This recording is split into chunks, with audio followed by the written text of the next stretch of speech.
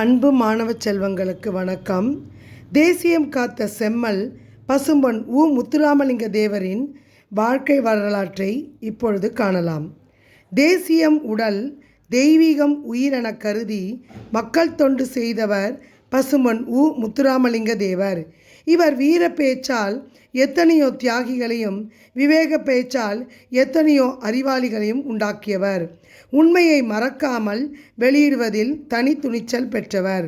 சுத்த தியாகி என்றே தந்தை பெரியாரால் பாராட்டப்பட்டவர். முத்துராமலிங்க தேவர் 1908ஆம் ஆண்டு அக்டோபர் திங்கள் 30ஆம் நாள் ராமநாதபுரம் மாவட்டத்தில் பசும்பொன் என்னும் ஊரில் செல்வ செழிப்புமிக்க குடும்பத்தில் பிறந்தார். இவருடைய பெற்றோர் உக்கிரபாண்டிய தேவர், இந்திராணி அம்மையார். இவர் இளமையிலேயே அன்னையை இழந்ததால் இஸ்லாமிய தாய் ஒருவரால் பாலூட்டி வளர்க்கப்பட்டார். இப்பொழுது இவரை பற்றிய ஒரு சிறப்பு பாடலை காண்போமா? எட்டு திக்கும் கிடுகிடுங்க எக்குலமும் நடுநடுங்க முக்குலத்தை காக்க வந்த முத்துராமலிங்கமையா எங்க பசும்பொன் சிங்கமையா. சுத்துகிற பூமியிலே சுத்தமான வீரனாக எத்தனையோ யுத்தங்களை எதிர்த்து நின்று ஜெயிச்சவர்தான் எங்க குல தெய்வமான தேவரையா. வானமும் பூமியும் மருகியும் நிற்குமே தேவரையா பேரை சொல்லிப்பாரு. கோழைய கூட தான் வீரனாக்குமே பசுமண்ணு வந்து நின்னுப்பாரு.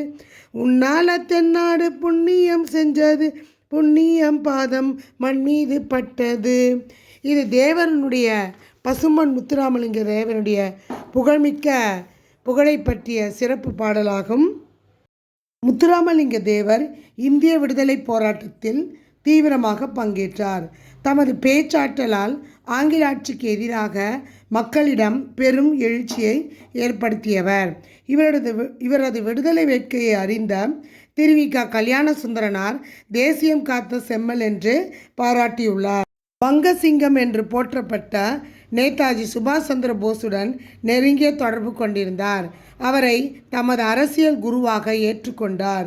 முத்துராமலிங்க தேவரின் அழைப்பை ஏற்று 1939ஆம் ஆண்டு செப்டம்பர் திங்கள் 6ஆம் நாள் நேதாஜி மதுரைக்கு வருகை தந்தார். நேதாஜி தொடங்கிய இந்திய தேசிய இராணுவத்தில் முத்துராமலிங்க தேவரின் முயற்சியால் ஏராளமான தமிழர்கள் இணைந்தனர். விடுதலைக்கு பின் நேதாஜி என்னும் பெயரில் வார இதழ் ஒன்றையும் நடத்தினார். இனி அடுத்த வகுப்பில் அவரை பற்றிய சிறப்புகளை காண்போம். நன்றி, வணக்கம்.